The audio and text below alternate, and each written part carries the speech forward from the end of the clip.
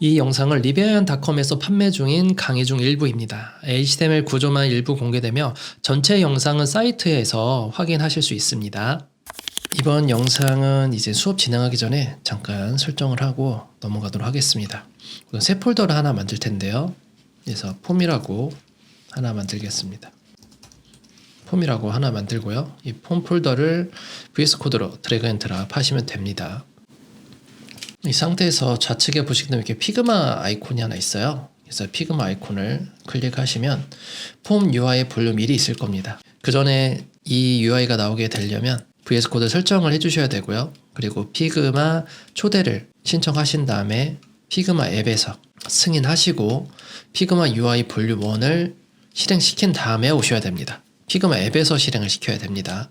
피그마 앱을 브라우저로 실행해도 상관없고요. 피그마 앱을 실행시키게 되면 이곳 종 모양 쪽에 빨간색으로 점이 찍혀 있을 거예요. 그리고 제가 초대를 했다는 거거든요. 그래서 이걸 누르게 되면 초대 승인이 있을 겁니다. 그래서 억셉을 하시면 되고 여기 있는 것들은 저한테 온 메시지들이고요. 그리고 나면 여기 문서에 폼 UI 볼륨 1이 있을 겁니다. 이걸 반드시 실행을 한번은 시켜 주셔야 됩니다. 브라우저든 피그마 앱이든.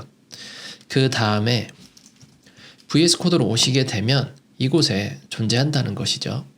그래서 이렇게 볼 수가 있고요. 그리고 이것을 더블 클릭을 해서 열어보시게 되면 이렇게 파일이 공유된 파일이 열리게 되고요. 좌측 상단에 보시면 여기 타이틀이라고 있죠. 얘를 클릭을 해서 폼으로 넘어가시게 되면 우리가 UI를 받아보실 수가 있습니다. 폴더를 열어놓은 상태이기 때문에 좌측 상단에 보면 이 부분에서 파일을 하나 만들겠습니다. 우측 버튼, 마우스 우측 버튼, new 파일, css/reset.css라고 하겠습니다. 리셋 파일이 있을 거고요. 리셋 파일을 제가 기존에 공유된 소스가 있을 겁니다. 공유된 소스를 복사하셔서 붙여넣기 하시면 됩니다. 자, 이렇게 붙여넣기 하시면 되고요. 그리고 여기 있는 폰트들이 대부분 전부 다 제 노토산스로 정의를 해놨어요. 그래서 제가 이미 이곳에 제가 노토산스 해놓은 게 있거든요. 프리텐다드면 그대로 두시면 되고 노토산스면 이곳을 주석 해제를 시켜야 됩니다. 그래서 커맨드 슬래시 컨트롤 슬래시 밑에는 커맨드 슬래시 컨트롤 슬래시 해서 위아래를 바꾸게 해주셔야 되고요. 그리고 밑으로 내려가다 보면 폰트 패밀리를 정의한 게 있어요. 자, 여기 58번째 라인 노토산스 활성화 시키겠습니다. 그 밑에는 비활성화 할게요. 자, 이렇게 만들어 주겠습니다.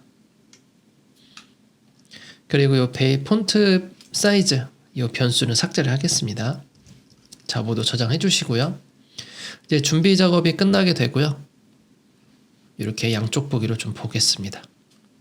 좀 UI 확대를 시키고요. 자, 파일을 또 하나 만들 텐데요. CSS 폴더는 접어둘 거고요. 다시 빈 공간에 우측 버튼 new 파일 form1.html이라고 만들겠습니다. 이제 느낌표 탭 해서 도큐먼트 생성하고요. 여기를 KO로 두겠습니다. 자, 그 다음에 폼1이라고 제목을 넣고요.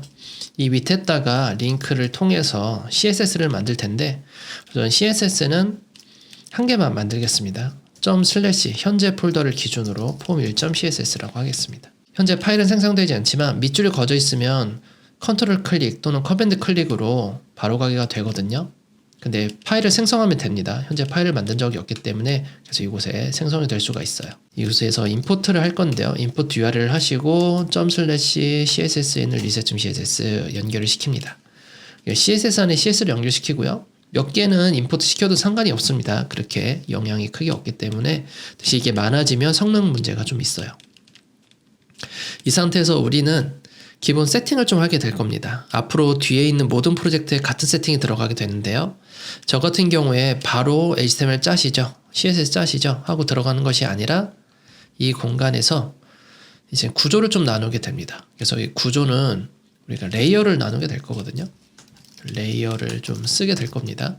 외부에 있는 레이어를 순서를 또 넣을 수가 있어요. 그래서 이곳에다가 레이어라고 하고 리셋이라고 두겠습니다. 이곳에 레이어 뒤에다가 다시 리셋이라고 이름을 둘게요. 이 레이어라는 정의를 잘 모르신다면 제 기초 강의 한번 들어보고 오시길 바랍니다. 자, 자세한 건 또 뒤에서 세팅을 할 거거든요.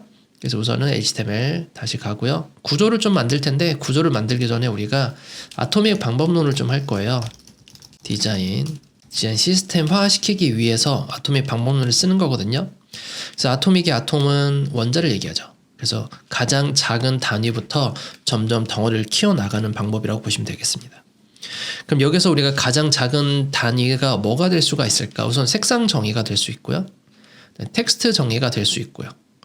인풋 정의, 그리고 버튼 정의, 그리고 파이프 UI, 이렇게 3가지, 4가지, 뭐 이렇게 5가지 점점 덩어리를 키워가면서 우리가 영역을 만들게 될 거예요. 그래서 폼 관련된, 온라인 서식 관련된 UI가 다소 복잡합니다. 만들기가. 그래서 하나하나 어떻게 구현이 돼가는지를 좀 보게 될 겁니다. 저희 아토믹 디자인 방법론에 대해서는 따로 제가 영상을 담아둔 게 있기 때문에 그걸 좀 보고 오시면 될 것 같고요. 자, 그러면 이 온라인 서식이 시작하기 전에 우리는 영역을 좀 구분해야 되는데요. 우선 개발이 들어가다 보면 우리가 이 영역은 클릭하면 유효성 검사도 해야 되고 아이디 입력하고 비밀번호 입력했는지 체크도 해야 되고요. 비밀번호 입력했는지 체크해야 되고요. 이 2개가 맞는지 예의 버튼을 누르게 되면 확인 여부를 이 3개의 공간에서 따지겠죠. 얘와 얘는 딱히 그런 기능적인 부분에 대해서는 크게 뭐 관련이 없죠. 얘는 단순히 페이지 이동만 하는 거니까요. 그래서 온라인 서식에 필요한 것들은 폼 요소로 한 번씩 감싸줍니다. 어떤 데이터 전송이나 유효성 검사 이런 여러 가지 부분을 하기 위해서. 그래서 폼 태그로 감싸는데요. 폼의 액션 부분을 삭제를 하고요. 이 공간에서 필드셋이 있습니다. 필드셋, 레전드가 있습니다. 폼은 온라인 서식의 정의, 필드셋은 영역 구분에 대한 제목을 레전드로 하게 됩니다. 여기는 로그인 입력이죠. 로그인 이렇게 작성이 되고요. 개행을 한 다음에 아이디 작성하고 인풋을 작성합니다. 코드 복제를 한번 하고요. Alt Shift 방향키 또는 Shift 옵션 방향키 하시면 됩니다. 자, 근데 아이디 또는 이메일을 입력해 주세요라고 써 있어요. 그러면 이 공간에는 유효성 검사를 해주셔야 되는데 아이디라고 하게 되면 아이디 값은 텍스트로 받고요. 이메일 값은 타입을 이메일로 받아야 되거든요. 그래서 이것을 어떻게 개발해서 처리할지는 잘 모르겠으나 우선 텍스트로 한 다음에 나중에 정규식을 통해서 이메일 입력 또한 있는지 아닌지 둘 중에 하나만 존재하는지에 대해서 판단하는 게 좋을 것 같고요. 또는이 붙어서 그런 거죠. 이메일만 하게 되면 확인 버튼을 누를 때 뒤에 자동으로 이메일 주소가 붙게 해준다든지. 근데 이것만 봐서는 아이디랑 이메일 주소가 같으라는 법이 없기 때문에 이메일로 하는 건 좀 다소 무리가 있어 보입니다. 그리고 이 부분은 비밀번호죠. 자, 비밀번호 같은 경우는 타입을 패스워드로 반드시 해주셔야 되고요. 여기에서 끝나는 것이 아니라 이 입력이 무엇을 입력하는지를 사용자에게 알려줘야 돼요. 우리는 이미 시각적으로 아이디 입력이라고 써 있으니까 아이디 입력하는 거겠지라고 생각하겠지만 시각장애인분들은 요 입력이 다시 무엇인지 몰라요. 요거 태그 하나만 봤을 때는. 그래서 이 2개를 연결을 시켜줘야 되는데요. 연결시키기 위해서는 레이블을 사용합니다. 참고로 레이블을 이렇게 하시면 접근성 오류입니다. 레이블을 다 덮어버리면 접근성 오류고요. 개별로 사용하셔야 됩니다. 레이블을 쓰게 되면 포가 존재하는데요. 필수 속성이고요. 그래서 아이디를 요 포 값과 이 포 안에 있는 텍스트를 설명하는 대상인 요소의 아이디 값을 2개를 각각 같이 써주셔야 됩니다. 아이디는 한 페이지 하나밖에 쓸 수가 없겠죠? 그러면 레이블도 한 페이지 하나밖에 쓸 수 없는 거죠. 자, 그럼 여기서 로그인 -id라고 한번 해볼게요.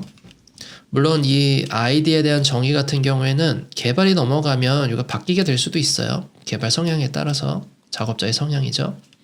그럼 그분은 이것도 같이 바꿔주셔야 됩니다. 뭐 그걸 안 바꾸게 되면 접근성 오류가 되겠죠. 레이블 다시 Alt W로 감싸주시고요.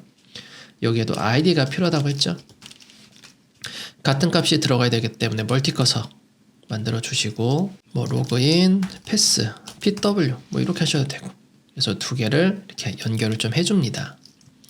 자, UI가 CSS 관점으로 보게 되면 이렇게 한 덩어리, 뭐 이렇게 한 덩어리 이렇게 있잖아요. 각각 2덩어리가 있는데 이 2덩어리를 만들기 위해서 얘네 2개를 이렇게 합쳐주는 것도 좋은 방법이겠죠. 이렇게 합쳐주는 것도. 그래서 그것까지 생각을 한다라고 하면 Alt W를 가지고 div로 각각 감싸도 좋을 것 같아요. 레이아웃 목적에 생각을 한다면. 자, 버튼이죠. 버튼은 이 공간 안에서 버튼 태그를 만드는데요. 기본적으로 타입이 없으면 서브밋이 들어갑니다. 그래서 현재는 서브밋을 명확하게 써주셔도 되고요. 그냥 두셔도 상관은 없습니다. 로그인 작성해도 되고요. 대부분 복사 붙이기 하시는 게 가장 좋습니다. 플레이스홀더 작성하겠습니다. 자, 복사하기, 플레이스홀더 붙여넣기, 복사하기, 플레이스홀더 붙여넣기 이렇게 작업할 수가 있죠. 그래서 폼, 온라인 서식을 만들 때는요, 이렇게 폼 필드셀 레전드를 작성해 주시는 게 좋고요. 사실 필드셀과 레전드 필수 요소는 아니지만 웬만해서는 해주시는 게 좋고요.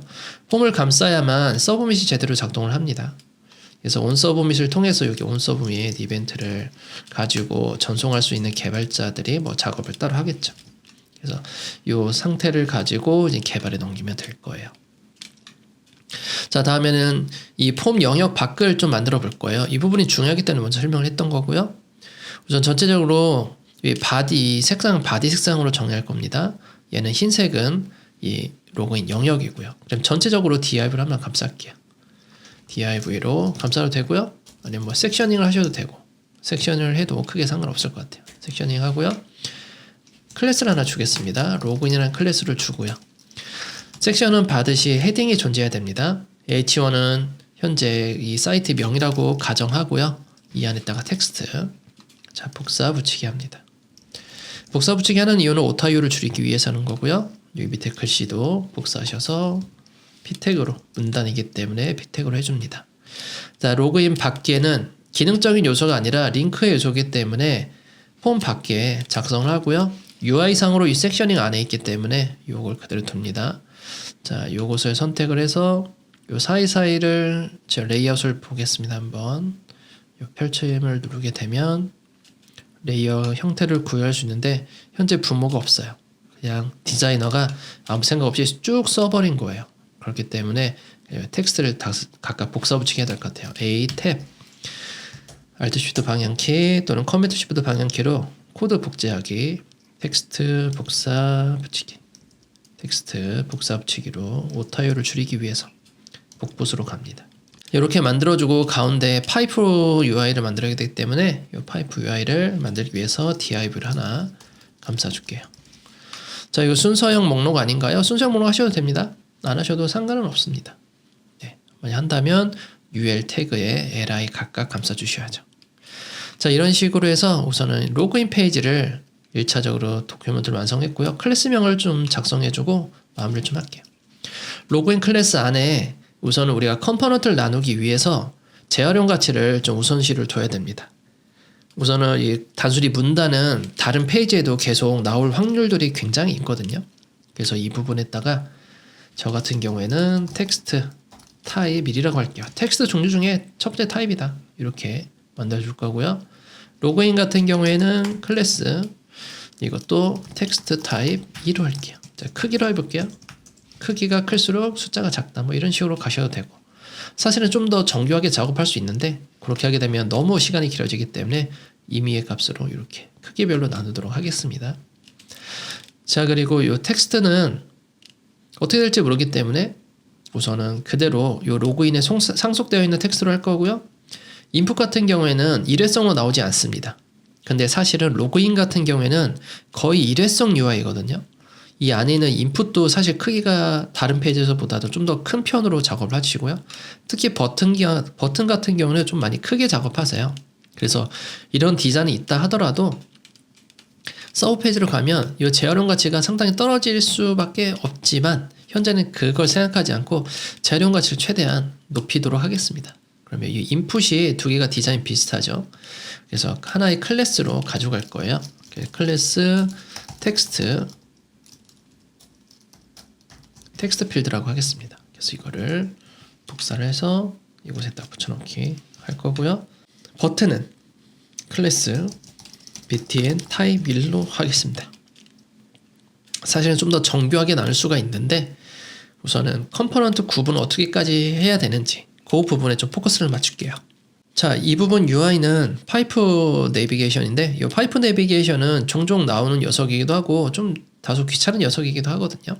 그래서 얘는 각각 잡는 게 아니라 요 자체를 분자로 잡을 겁니다. 그래서 원자라고 하면 색상정의 텍스트 하나하나 정리를 원자로 치고요. 텍스트 정의가 원자로 됐으면 세 개가 모여있는 하나의 분자로 만드는 거예요. 그래서 얘는 클래스 파이프 타입 1로 가겠습니다. 자, 이렇게 해서 HTML의 구조가 모두 끝이 났고요. 미리 보기 한번 해볼까요? 고라이브 한번 누르시고, 자, 이렇게 미리 보기를 통해서 필드셋, 레전드까지 다 노출되는 거 볼 수 있는데, 레이어 하고 소가루를 치지 않았네요. 소가루로 가지고 쳐야만 레이어가 적용이 되면서 전부 다 이렇게 적용된 걸 볼 수 있습니다. 자, 전체적으로 너무 안쪽으로 몰려있기 때문에 기본적인 여백을 나중에 주게 될 거고요. 이제 CSS로 들어가서 디테일하게 정의를 한번 해보도록 하겠습니다.